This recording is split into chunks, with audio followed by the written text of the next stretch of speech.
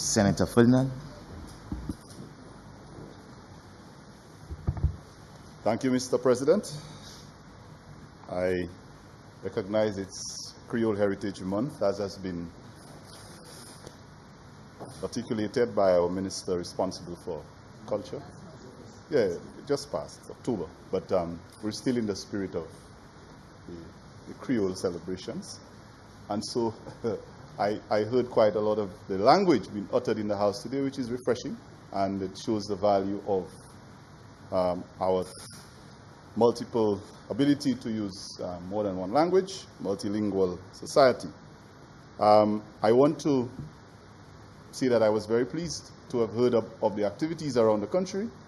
I took some time to engage, as we always do, and it was an incident-free weekend, and I think it was heartening for us as St. Lucians. So I think we should all be proud as St. Lucians that we had a very cordial and enjoyable Creole Heritage Month and Journée Creole. I will take the opportunity, Mr. President, with your permission, to congratulate one of the members of my community who participated in the pageant that the minister mentioned. She was the 2015 Wen Creole, and she placed third overall in the Queen of Queens, Wen de la Wen pageant. And so I want to say many congratulations to Miss Roseline Popo of Angers, Miku South, who did very well and made us very proud. And I want to put it on record that I commend her for her efforts, despite the very difficulties that she had in getting all her business done. So congratulations to Miss Roseline Popo and to all the other contestants, particularly the Queen La Wen Creole 2017, Wen de la Wen. Having said that, Mr. President, I also want to associate with the way in which you started this morning by reminding us of the importance of our conduct in this Honorable House. I have no difficulty associating with this because I basically stand by those principles, and it has been very unfortunate, some of what I have observed happening in the lower house. And I don't think that you will have that task of being the headmaster and having to keep us in line in the upper house. I think we ought to know our boundaries, and I expect us to be able to conduct ourselves in that manner. So I seek your guidance if at any time, we may unknowingly depart, but I don't think that will be necessary. Having said that, I think the incidents of last night in the lower house underscores a very important need by the government to consider the election of the deputy speaker. I think it would have been a lot easier because this morning the lower house had to be adjourned. It was suspended, and now the members had to return just to adjourn the house. And there's much inconvenience in the process. And I can say as well that the speaker, I empathize and I extend my best wishes to her and her family. I'm sure she would have been a lot more comfortable if she knew that she could have depended on a deputy to relieve her at that time. And we are now facing the consequence of not making that decision, and I hope that it signals to the government that it is time to rethink that decision. The Parliament, yes, the Parliament. The government controls the majority, so we understand that. The upper house has a deputy, and I'm very happy. She's not able to be here today, but she's always here. And so if anything, you know that you are okay, and we feel that we can continue. But unfortunately, in the lower house, it has not found favor with the present government, and I see the Parliament. And I believe that it is now time for us to take stock and do something about the situation. So I'm hoping that that is done in quick time, and we will not have a repeat of the unfortunate and almost embarrassing situation that took place last night. On to the substantive motion, Mr. President. We are here today to deal with the motion of borrowing two sets of monies from two different banks, local banks, $25 million from the First National Bank and $25 billion from, Bank of St. Lucia, and another 15 from First National Bank to finance the government's budget. Nothing new, nothing unusual about that. My issue is we are borrowing that at 6%, and I heard the government reps, Prime Minister, and as well as the leader of government business in the Senate talk about that good deal that we found and how good it is to be able to borrow at that rate and so on. I have no qualms with that. But at the same time, we must be mindful that while we're borrowing at 6% from local banks, we seem to be prepared to use monies, revenues that are collected from our CIP to loan to investors at 2%. So I want us to be consistent when we look at what rates we get. While we're borrowing one way, we are also losing revenue by loaning investors at 2%. So we might want to revisit that and see how well we can balance the two acts of borrowing, well, lending and borrowing. There are three interesting analogies and three interesting points that the leader of government business raised earlier when he was explaining, elaborating on the second motion. And they were very interesting. When he used the issue of the old woman whose children would have to be footing the bill when she knows she's dying, and the children would have to foot the bill. I think he forgot to mention in that analogy that usually people who borrow are people who are able to borrow. They would have some assets or some collateral or some security that they would have used to borrow. And while I agree that it is not wise to leave debts for your children, but it's also important to note that most of these people leave assets for their children to be able to inherit. And if you're going to have to pay the bills of your parents, you also have the benefit of their assets, which may have more value than the loan that they took. And so the way you manage those assets will determine how effective or how responsible you are. So we have to look at the situation and not be, one-sided. You may very well be in a situation where a young man or a young woman has to pay a $50,000 debt, but his father or his mom left him acres of land and a house and so on that are valued over $1 million. What does he do with it? Does he squander it and then blame his parents for having to pay $50,000? So here's the analogy, Mr. President. Our government, in that analogy I understand, and he can correct me if I'm misled, that our government may have left some debt for this present government, but they are assets. And we all know what the assets are. The country's assets are still there, and some of it is we have been prepared to give it away. Land is a very important asset, and I speak of land. We have land, and there are lots of other things that we can use as security for borrowing. We have bonds, we float bonds, So we have to also be very careful when we talk about borrowing, that we take care of the assets. And one of those assets, Mr. President, is the human resource. That's right. That is our primary asset. And every time I stand in this honorable house, I refer to the St. Lucia human resource. I have said it every single time, and I will continue to say it.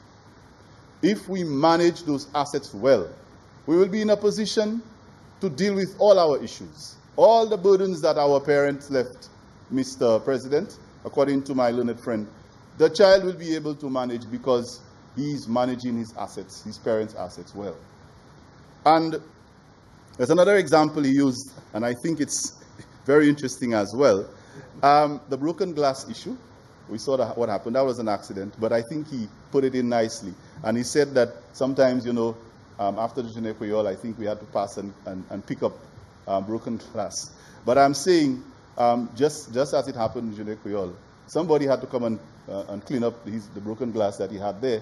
And so somebody always has to come to pick it up. And I'm hoping that this present crop in government is not going to leave too much broken glass for us to pass to pick up when we get back into government. So, Mr. President, I think the leader of government business this morning, he may have been throwing some very important messages out there that have, that are very loaded, and I picked up on them. So, just things that we can consider. Thirdly and finally, from his comments, we also have to consider the issue of barking dogs, and I think while I was very heartened by the positive contributions that have been made, I think in this honorable house we are skilled enough. We are skilled enough to be able to make analogies without referring to anything that has gotten some negative PR in the past. I think it was rather unfortunate that that term be used. And my comments under my breath at the time was, that's a bad word. That word, barking dogs, I think it has no place in this honorable house. Let's leave it out. Let's find another way to make the analogy of things that people criticize that are not right. You know, and I'm not even going to repeat it.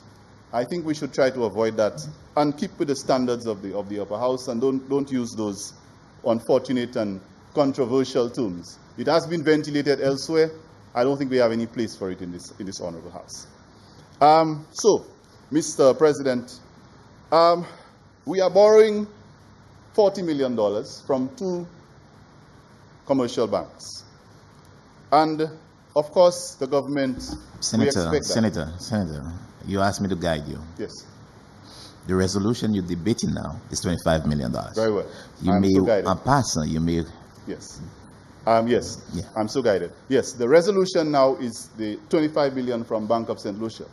In the previous one, it was mentioned, so I was just using the total. But let's stick to the 25. We are borrowing money from local banks to finance our budget. And that, of course, is understood. We have clearly stated as an opposition that we understand the government has to borrow. My concern is not so much the fact that we need to borrow. My concern is what happens when we borrow. How do we manage the expenditure? Where do we spend that money? And how do we make sure that that money that is borrowed redounds to the benefits of our citizens? So, allow me, Mr. President, to ask, is that money going into social programs? Our playing fields are abandoned, basically. We see some plan being talked about, but, I mean, how much is that? How much of it is going there? What about the education programs, the education system, our schools? I will get back to that a little later. What is that money being used for? And I think in the explanations that both the Prime Minister and the leader of government business gave, there is very indication of the specifics of what that money is going to be spent on. So I am left to speculate, and I don't like to do that. I'm hoping that we will get some more specifics about, you know, the areas of priority for spending the $25 billion. I can ask, for example, I heard the Minister for Health quite correctly made an appeal about our behavior and how we can embrace ideas of community mental health and the preventative care. I think that's a very good way of looking at it. We can prevent the problems that we have. But I'm asking, wouldn't it be better that instead of, you know, some of what I've heard that the money will be used for, which is kind of very vague, that we could have considered making that a priority at this time, and perhaps consider subsidizing medical care in certain areas, maybe in diabetes and mental health, which the minister mentioned. What is priority at this time that we're borrowing, and we're not sure if certain very critical areas of priority are being addressed? And one would do that every time I stand in this honorable house. I refer to the education system, and I refer to our human resource. And I have not heard one pronouncement made. The Minister for Education was here yesterday. The Prime Minister spoke. I have not heard one pronouncement made that is specific to the situation that we are now faced with in our schools. I heard that there was mention of education reform. And if I understood the Prime Minister well, and it was repeated, we have to deal with education reform, and it sounds as if the repair of schools and the maintenance of schools is sort of just left out there. There is no reason why we cannot handle both reform of education, which is a process, it's not a one-shot thing, and maintenance and repair of schools at the same time.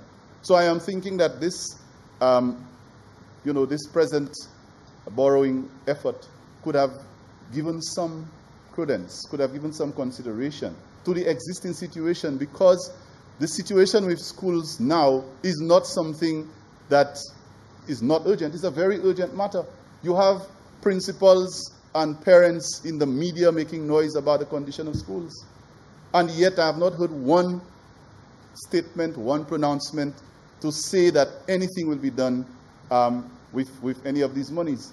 The Minister of Education publicly said that there were no allocations, and that is why the Miku Secondary School was in that state on the first day of school. She said it publicly, and she would have to scratch up some money from somewhere. But now we are hearing of $25 million being borrowed with an additional 15, and not one word about this. So I am left to wonder, where is the priority? What is it that we are doing, and what is it we think is important at this point? So, Mr. President, since we are on schools, I want to also say that there are several other factors that we do not want to catch up with us before we get to a point of no return. We know that the present CXC curriculum, the present CXC assessment method is going digital. It's going computerized. As of 2018, the exams will be computerized. And we all know that not only that our schools are in a deplorable state, but that most of them are not in a condition, or their computer labs, the IT infrastructure and the ICT infrastructure are not in the shape that is going to allow for that type of administration of these examinations. Mr. President, CXC examinations in 2018 begins in May. The orals usually start even from April. So if CXC is going to administer exams in May 2018, we are now in November 2017. That's just about 6 months away. Isn't there supposed to be some measure of urgency to make sure that our students and our teachers and our examiners and our invigilators do not have a headache to administer those exams?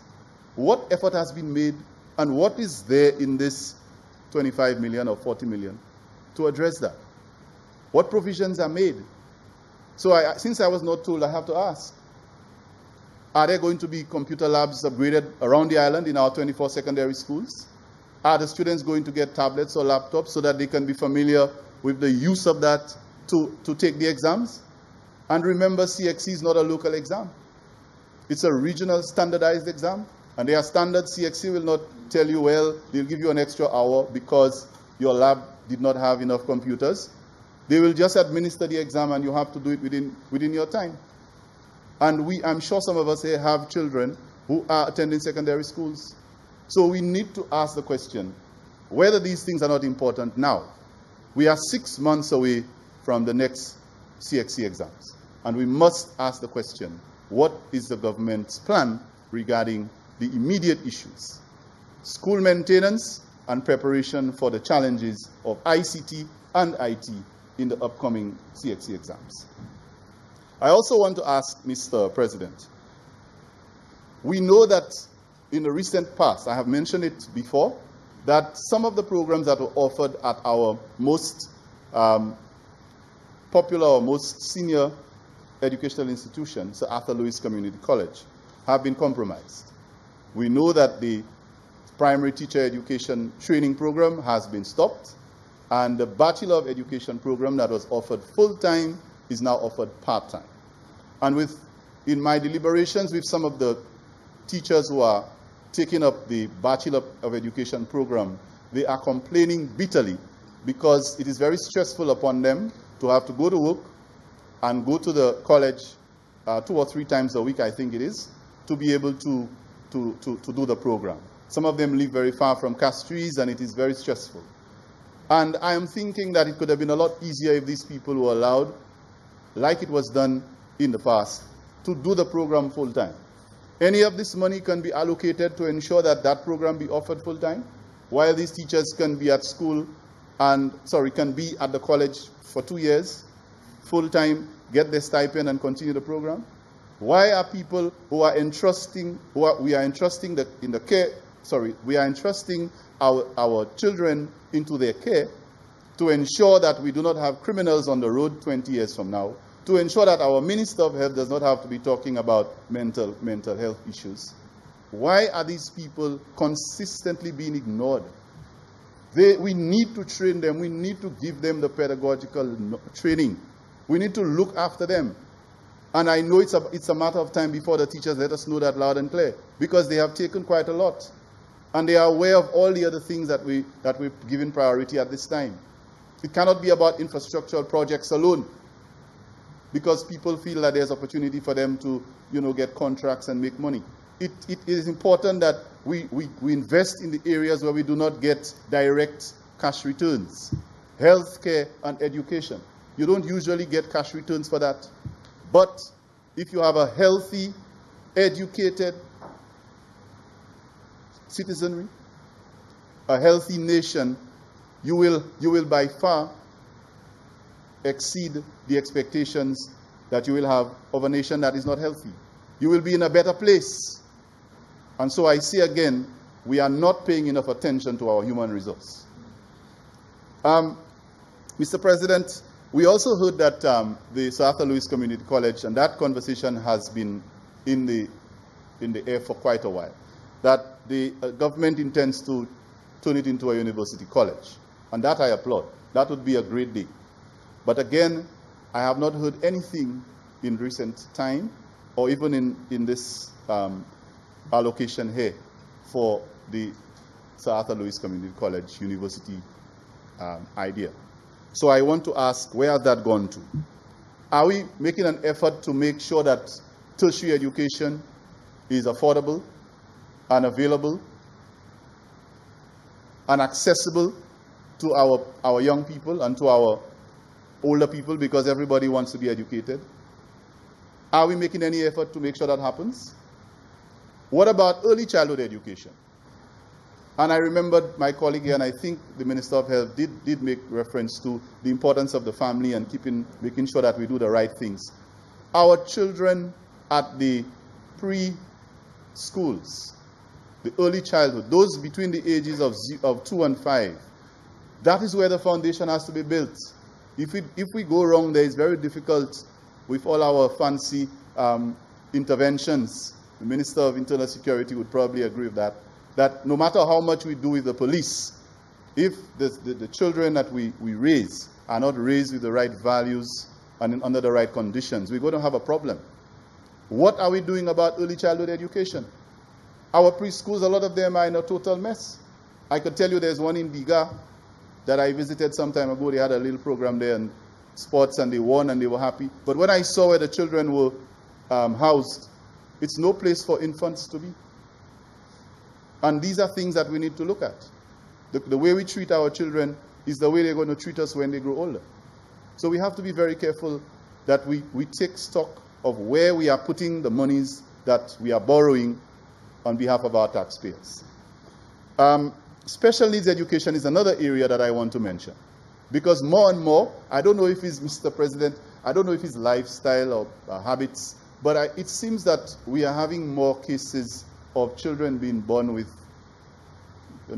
abnormal situations. I don't want to sound like I'm labeling anyone, but disabilities and special needs. Many of our children are being born with all kinds of complications. Maybe it's the diet, maybe it's the air, maybe it's the habits of the parents, I don't know. But we know that as educators, when the children are registered for pre-K and K, there are lots of tests that have to be done now, because we know that many of them come with lots of conditions that are not manageable in the regular school setting, in the conventional school setting. And so special needs education is not just an option, it's a necessity. And right now I must tell you that our special needs education program in St. Lucia is not what it needs to be. I have not heard one clear policy statement made regarding special needs education in the country. So what are we going to do about those people who can learn? If they get the right type of intervention early, they can make a valuable contribution to this country. Are we just leaving them alone and focusing on just the regular situation, and focusing on building this and building that, and bringing investors to do what? When we bring investors in and we open up Ojo Labs, who is working there? We have not spent any money to prepare our populace, our children, to be able to take up those jobs. We have not trained them. And so, if we are opening something and we have not made the preparation in the education system to get those people to be able to take up those positions, you know what we'll have to do, Mr. President? We may have to import labor. We may have to bring people from outside to take the positions because we have not prepared our human resource base to take up those positions. And I am very worried about that. I hear of artificial intelligence, you know, all of those fancy terms with Ojo Labs. And I'm wondering, although, I mean, Ojo Labs in itself is another discussion. I don't want to go into it now. But let us suppose that one of those programs had some merit and it requires special skills. Are we going to bring investors here, give them all kinds of incentives to set up business, set up, you know, offices and headquarters and all of those fancy things I'm hearing? And the people, the staff that has to work there, the people who have to be employed, that we say we're providing jobs for, we have not made an effort to make them trainable or to make them capable of taking up those positions.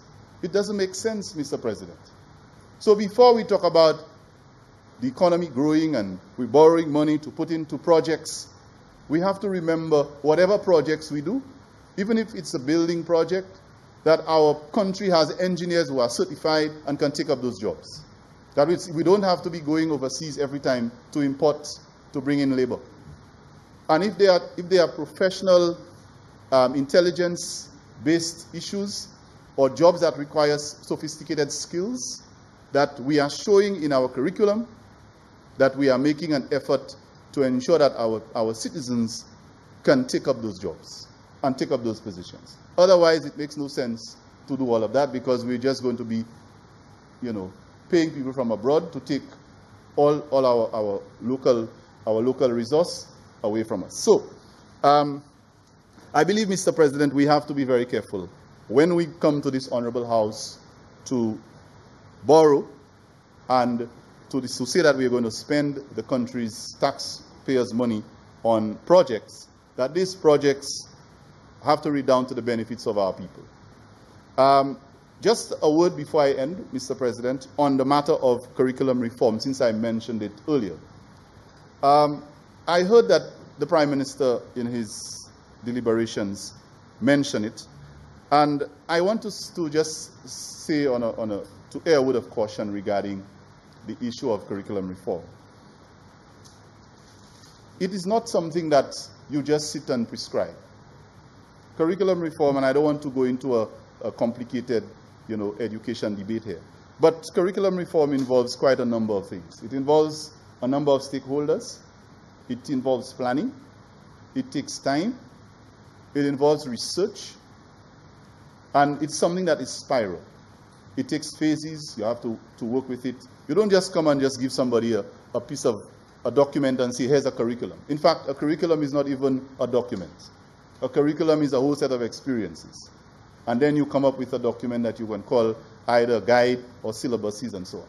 So when I hear about curriculum reform, and I am not hearing anything in terms of what is the plan, how is it going to be done, where is it going to start? We are a year and a half into government, a new government, and I'm hearing curriculum reform. But I'm not seeing any action. I'm not seeing anything that indicates how this is going to be done. And while we're doing that, our schools are dilapidating. We're borrowing money to do all other kinds of things. And I'm not hearing anything about that reform being catered for in the funding.